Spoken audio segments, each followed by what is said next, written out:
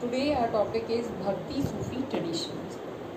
In this chapter, we are going to study about our first subtopic, that is a mosaic of religious beliefs and practices. So इसमें सबसे पहले ही हमें ये बताया हुआ है कि ड्यूरिंग दैट टाइम जो अलग अलग रिलीजियस बिलीव्स थे एंड प्रैक्टिसेस थी उनके बारे में हम पढ़ने जा रहे हैं. सो मोज़ैक का मतलब है स्मॉल या पीसीस में, ठीक है, इस तरह से. सो इस टाइम की अगर बात करें तो हम पढ़ रहे हैं 8th to 18th सेंचुरी के टाइम पीरियड के बारे में. तो इस टाइम पीरियड का सबसे पहला हम फीचर पढ़ेंगे. तो फीचर ऑफ दिस फेज क्या रहा है, वो है कि इंक्रीजिंग रेंज ऑफ गॉड्स, मतलब भगवान जो थे, जो गॉड्स थे, वो variety of gods during that time worship किए जाते थे लोगों के थ्रू, ठीक है. स्कल्पचर्स भी बहुत सारे थे. अगर वो तो डेफिनेटली अगर गॉड्स बहुत सारे हैं तो स्कल्पचर्स भी बहुत ज़्यादा मिलेंगे. टेक्स्ट भी बहुत ज़्यादा ही अवेलेबल थे उस टाइम के, और ये टेक्स्ट जो है आज के टाइम में हमें हेल्प करते हैं इस टाइम पीरियड को स्टडी करने के लिए. तो उस टाइम में कौन से रिलीजियस बिलीव्स जो प्रैक्टिसेस करी जाती थी लोगों के थ्रू. और इंटीग्रेशन ऑफ कल्ट्स. तो इंटीग्रेशन ऑफ कल्ट्स में हमें सबसे पहले कल्ट्स का मतलब जानना है. जो कल्ट्स का मतलब है, यहाँ पे कल्ट वर्ड जो है ये स्टैंड कर रहा है कि जो स्मॉल रिलीजियस ग्रुप्स है, वी कैन से कि जो छोटे छोटे ग्रुप्स हैं जिनके अलग अलग बिलीव्स हैं या जिनकी प्रैक्टिसेस अलग अलग हैं.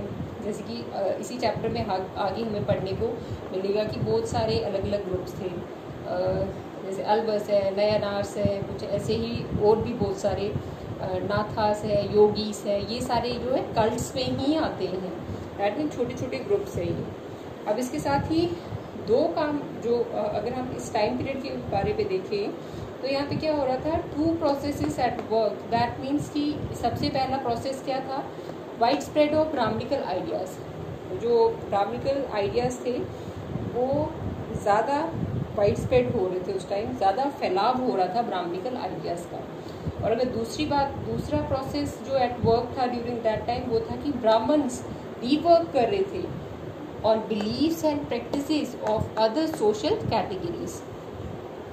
अदर सोशल कैटेगरीज में क्या आ रहा है, जो ब्राह्मण्स के ग्रुप्स के अलावा जो सोसाइटी में लोग थे उनके लिए रूल रेगुलेशन बनाने के में बिजी थे ब्राह्मण्स उस टाइम, ठीक है.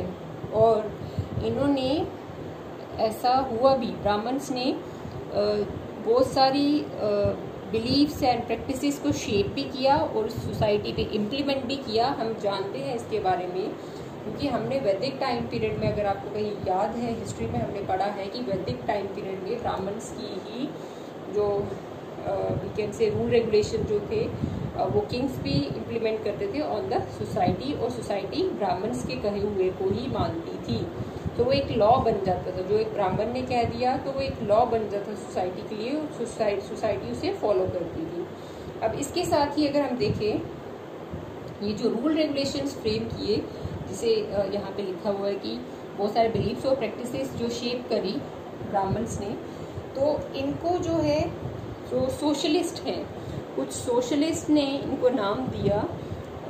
नाम क्या था उसका, ग्रेट सांस्कृतिक एंड पुरानिक traditions, and second name is little traditions throughout land. So great and little में उनका डिवीजन कर दिया गया. किसका हुआ ये डिवीजन, बेसिकली जो प्रैक्टिसेस एंड बिलीव्स जो other category of the society के ऊपर इम्प्लीमेंट की थी ब्राह्मण्स ने.